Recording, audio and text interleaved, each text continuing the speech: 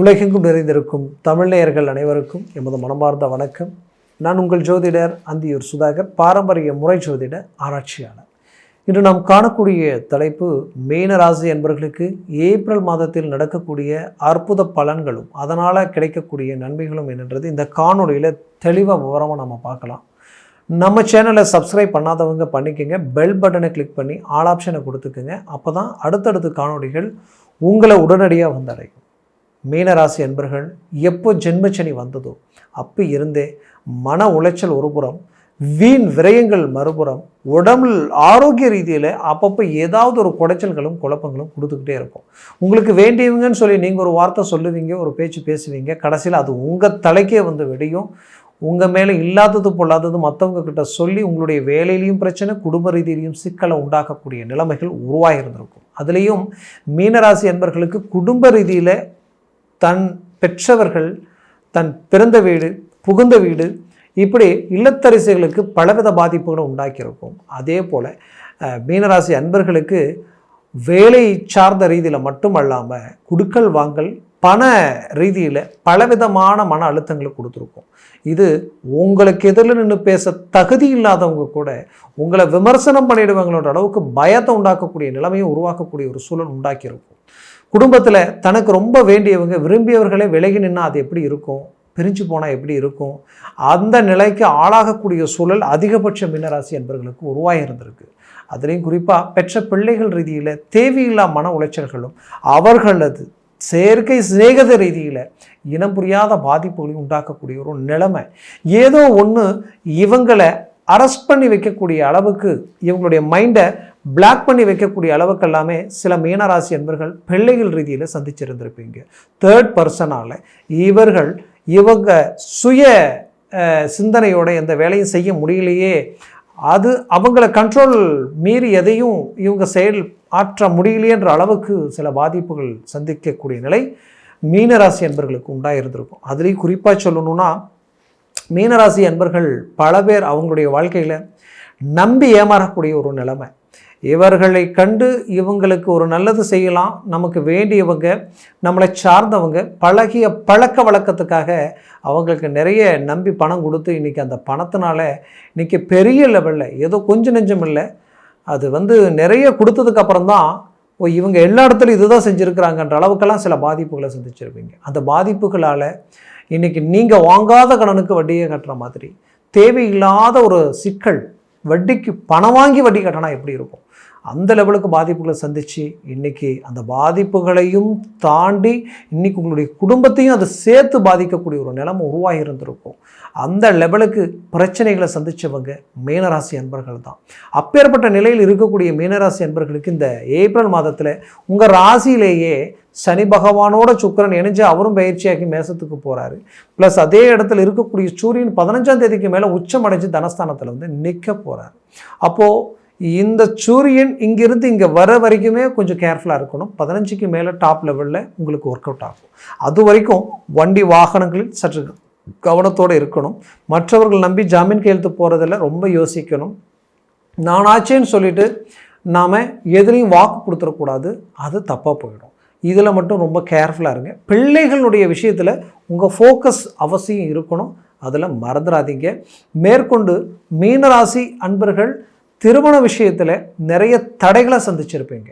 தடைகள்னால் கொஞ்சம் நெச்சம் இல்லை, இதுதான் பொண்ணு, இதுதான் மாப்பிள்ளைன்ற அளவுக்கு எல்லாமே கஷ்டப்பட்டு ரிஸ்க் எடுத்து சில விஷயங்களை அமைச்சிருந்திருப்பீங்க. ஆனால் கடைசி நேரத்தில் அது ரிஜெக்ட் ஆகிருக்கும்.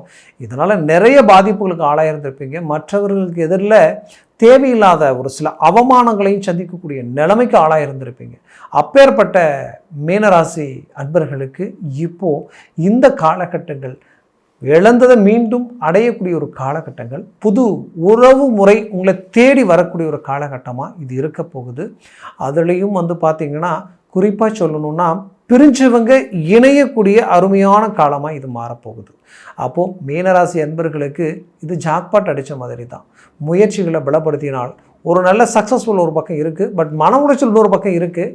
அதற்கு நீங்கள் என்ன செய்யணும் அப்படின்னு பார்த்தா, வாரந்தோறும் முடிந்த வரை உங்களுடைய அருகாமையில் இருக்கக்கூடிய விநாயகர் கோயிலுக்காவது சனிக்கிழமை தோறும் நீங்கள் ஒரு கற்பூரத்தை ஏற்றி 9 முறை சுற்றி மனசில் தெய்வத்தை மனசார நினச்சி வேண்டி வணங்கி வந்தால் ரொம்ப நல்லது. இல்லையா சனி பகவான் கோயில், நவக்கிரக கோயில் எங்கே இருந்தாலும் சரி அந்த ஆலயத்துக்கு சென்று நீங்கள் வருவது மிக உத்தமம்.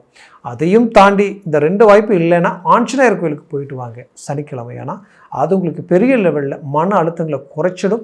இதோடு நீங்கள் சேர்த்து செய்ய வேண்டியது என்னென்னா, வாய்ப்பு கிடைச்சவங்களுக்கு வீடு கட்டக்கூடிய வாய்ப்பு அமைஞ்சதுன்னா யோசிக்க வேண்டாம், அதை முயற்சி எடுத்து செய்யுங்க. அது உங்களுக்கு மன உளைச்சல் ஒரு பக்கம் இருந்தாலும் மறுபுறத்தில் ஒரு சேஃப்டி, உங்களுக்கு உண்டான ஒரு ப்ராஜெக்ட் உங்களுக்கு கை கொடுக்கும். அதனால் அந்த ப்ராஜெக்டால் பெரிய லெவலில் நாளைக்கு அது உங்களுக்கு ஆதாயமாக மாறும். அதனால் கும்பத்தில் இருந்த அந்த சனி பகவான் உங்களுக்கு ஜென்மத்திற்கு வந்ததிலிருந்து இந்த நிலை தான் நீடிச்சிருக்கும். அதனால் இதை நீங்கள் செய்வது நல்லது.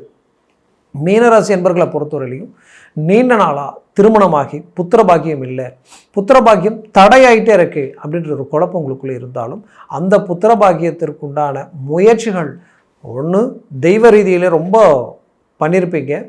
எந்த கோயிலுக்கு போக சொல்லியிருந்தாலும் போயிருப்பீங்க. போகாத கோயிலில் கும்பிடாத தெய்வம் இல்லைன்ற அளவுக்கு பலவித முயற்சிகள் இருந்தாலும் பட் அந்த முயற்சிகள் எல்லாத்தையும் தாண்டி புத்திரபாகியம் நிற்கிற மாதிரி இருக்கும். ஜஸ்ட் 15 நாள் 1 மாதத்தில் மறுபடியும் அபோட் ஆகக்கூடிய அளவுக்கு எல்லாமே பாதிப்புகளை சந்திச்சிருந்துருப்பீங்க. அப்போது இது ஏன் இப்படி இருக்குன்ற குழப்பத்திற்கு இந்த ஏப்ரல் மாதத்தில் நான் சொன்ன சூரிய பகவான் உச்சமடையக்கூடிய நிலை ஒரு புறம், உங்களுடைய ராசியினுடைய அதிபதியும் 10ஆம் வீட்டிற்கு அதிபதியும் உங்களுக்கு வக்ர நிவர்த்தி அடைஞ்சு இப்போ இயல்பு நிலைக்கு வந்தாச்சு.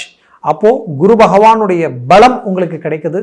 மீண்டும் ரீஎன்ட்ரி கொடுக்குறீங்க, புத்திரபாகியமும் கிடைக்கும், திருமண முயற்சிகள் கைக்கூடி வரும், வெளிநாடு வெளி முயற்சிகள் பெரிய லெவலில் சக்ஸஸ்ஃபுல் கொடுக்கும். வாய்ப்பு கிடைச்சா மிஸ் பண்ண வேண்டாம். வெளிநாடு போக உடனடியாக முயற்சி பண்ணி வெளிநாடு போகிறதுக்கு உண்டான அற்புதமான ஒரு வாய்ப்புகள் உருவாக்கிடுங்க. அதே நேரத்தில் ஆல்ரெடி நீங்கள் வெளிநாட்டில் தான் இருக்கிறீங்க அப்படின்னா கண்டிப்பாக நிறைய பிரச்சனைகளை சந்திச்சிருப்பீங்க, நிறைய குழப்பங்களை சந்தித்து இதிலேருந்து எப்படி ரிலீஃப் ஆகிறதுன்ற ஒரு பயங்கரமான கால்குலேஷனில் இருப்பீங்க. கண்டிப்பாக இப்போ நீங்கள் மூவ் பண்ணுங்கள், அந்த பிரச்சனைலேருந்து ரிலீஃப் ஆகுவீங்க. ப்ளஸ் விட்டு போனவங்க கூட உங்களை தேடி வரக்கூடிய நிலைமை உருவாகும். ப்ளஸ் உங்களுடைய இழப்புகளை மீண்டும் மீட்டெடுத்து ஒரு நல்ல ஸ்டாண்டர்டான ஒரு இடத்துல நிற்பீங்க. அந்த லெவலுக்கு உங்களுக்கு ஒரு நல்ல மாற்றங்களும் நல்ல ஒரு மாறுதல்களும் கிடைக்கக்கூடிய ஒரு காலகட்டமாக இது இருக்கும். பெற்ற பிள்ளைகள் ரீதியில் சில பிரச்சனைகளை சந்திக்கக்கூடிய நிலைமை ஒரு புறம் இருந்தாலும் அவர்களது திருமண முயற்சி தடையாக இருக்கேன்ற ஒரு மன வருத்தம் இருக்கக்கூடிய பெற்றோர்களுக்கு நான் சொல்கிறது என்னென்னா, இப்போ மூவ் பண்ணுங்கள். குரு பகவான் பலமான ரீதியில் இருக்கிறாரு. அதுவும் இந்த தமிழ் புத்தாண்டு பெரிய லெவலில் உங்களுக்கு கை கொடுக்க போகுது. வரக்கூடிய அந்த வருடப்பிறப்பு ஒரு பெரிய லெவலில் அதில் நிறைய நல்ல கிரக பயிற்சி உங்களுக்கு சாதக நிலையில் இருக்குது. அப்போது அந்த சாதக நிலையில் இருக்கக்கூடிய அந்த கிரக அமைவுகள் உங்களுக்கு பெரிய லெவலில் கை கொடுக்கும். மேலும் மேலும் வளர்ச்சி பாதையை நோக்கி போகக்கூடிய நிலை இந்த இடத்துல இருக்கிறதுனால இந்த ஏப்ரல் மாதம் அதற்குண்டான முதல் படியை நீங்கள் நினச்சி இறங்கி செயல்பட்டீங்கன்னா அது பெரிய லெவலில் நன்மைகளை கொடுத்துரும். அதனால் என்னை பொறுத்தவரையிலையும் இந்த காலகட்டங்கள் உங்களுக்குரிய ஒரு அருமையான அழகிய காலகட்டங்களாக இருக்கும்.